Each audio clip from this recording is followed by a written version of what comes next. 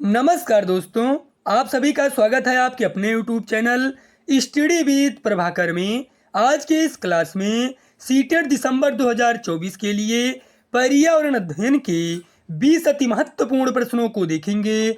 जो प्रश्न आपके सीटेट एग्जाम के दृष्टिकोण से बहुत ही महत्वपूर्ण है, इसलिए आप सभी इस वीडियो को पूरा एवं लास्ट तक जरूर देखें।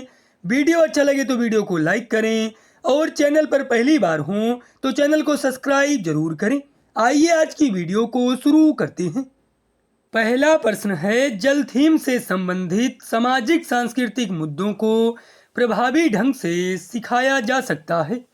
विद्यार्थियों के बीच वास्तविक संवाद के द्वारा, प्रदर्शन और गृह कार्य द्वारा, भूमिका निर्वाह द्वारा, क्षेत्र भ्रमण द्वारा। जल थीम से संबंधित सामाजिक सांस्कृतिक मुद्दों को प्रभावी ढंग से सिखाया जा सकता है भूमिका निर्वाह द्वारा। इसका सही उत्तर है विकल्प सी। प्राथमिक स्तर पर ईबीएस सीखने के लिए वास्तविक चुनौती है। विद्यार्थियों के लिए खुद को व्यक्त करने के लिए अवसर हैं, रटकर सीखना है, अवधारणाओं का विवरण है, परिभाषाएं और जानकारी है।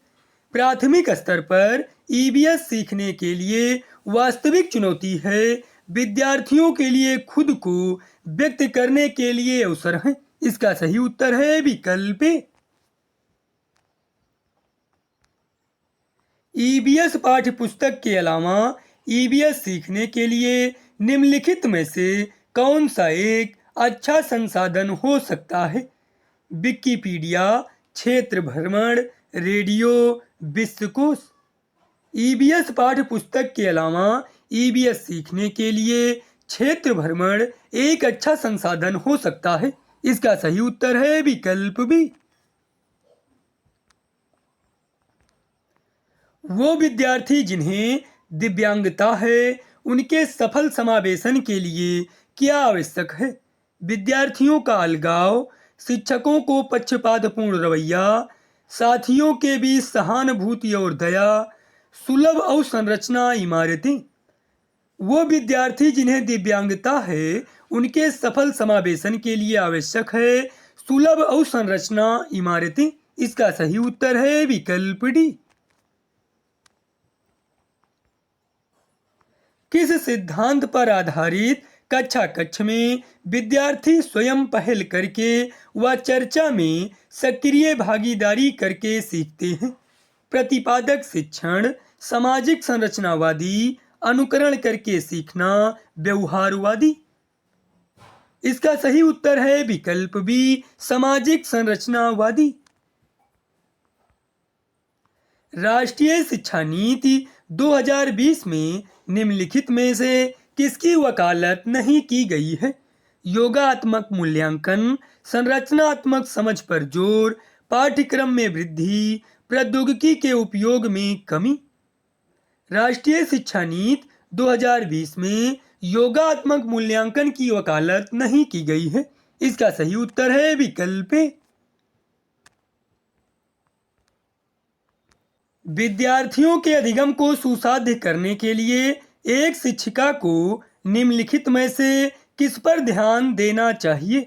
निष्क्रिय सुनने को बढ़ावा देना, रटकर याद करने पर बल देना, परीक्षाओं के प्रति भय पैदा करना, बच्चों के पूर्व ज्ञान से संबंध जोड़ना।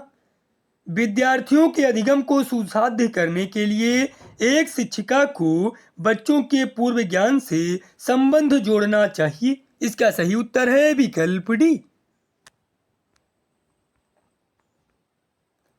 निम्नलिखित में से क्या विद्यार्थियों के बीच किसी कार्य की संरचनात्मक समझ को सुसाध्य करने में सहायक है?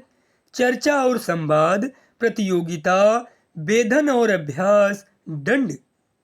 विद्यार्थियों के बीच किसी कार्य की संरचनात्मक समझ को सुसाध्य करने में चर्चा और संवाद सहायक हैं। इसका सही उत्तर है विकल्प ए। प्रभावी अधिगम हेतु एक शिक्षिका को विद्यार्थियों में डांट को सक्रिय करना चाहिए। क्षमता को स्थायी मानने की धारणा, क्षमता के वृद्धिशील होने की धारणा, प्रतिस्पर्धा की भावना, हीनता की भावना। प्रभावी अधिगम हेतु एक शिक्षिका को विद्यार्थियों में क्षमता के वृद्धिशील होने की धारणा को सक्रिय करना चाहिए। इसका सही उत्तर है विकल्प बी।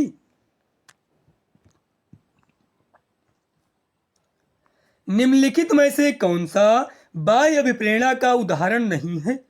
प्रतियोगिता जीतने के लिए शतरंज खेलना, साथियों को प्रभावित करने के लिए नृत्य में भाग लेना, ज्ञान प्राप्त करने के लिए वाद विवाद समूह में शामिल होना, दंड से बचने के लिए गृह कार्य करना।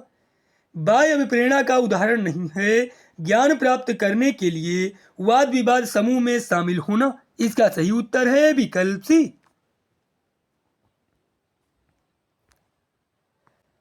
डॉट डॉट के इस्तेमाल में विद्यार्थियों की उपलब्धि में डॉट डॉट होने की संभावना है। प्रासंगिक पाठ्यक्रम कमी, शिक्षार्थी केंद्रित शिक्षा शास्त्र कमी, सामाजिक बहिष्कार सुधार, सामाजिक सहयोग वृद्धि। सामाजिक सहयोग के इस्तेमाल में विद्यार्थियों की उपलब्धि में वृद्धि होने की संभावना है। इसका सही उत्तर है विकल्प डी। भारत में केंद्र शासित प्रदेशों की संख्या है 9, 7, 6, 11। भारत में केंद्र शासित प्रदेशों की संख्या 8 है। इसका सही उत्तर है विकल्प ए।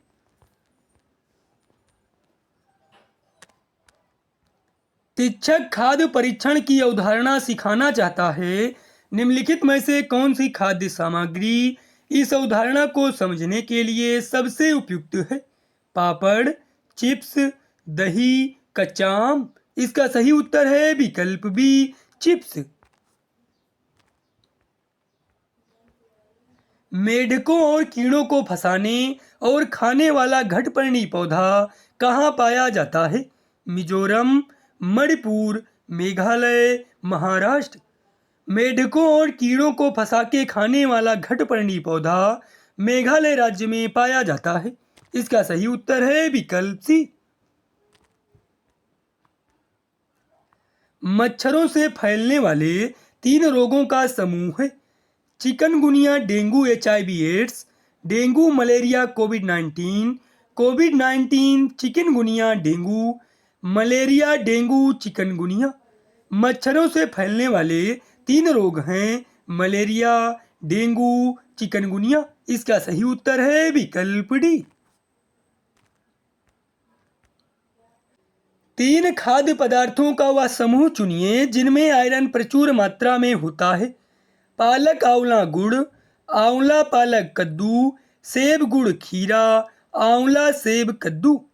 पालक आंवला गुड़ में आयरन प्रचुर मात्रा में होता है। इसका सही उत्तर है विकल्प ए।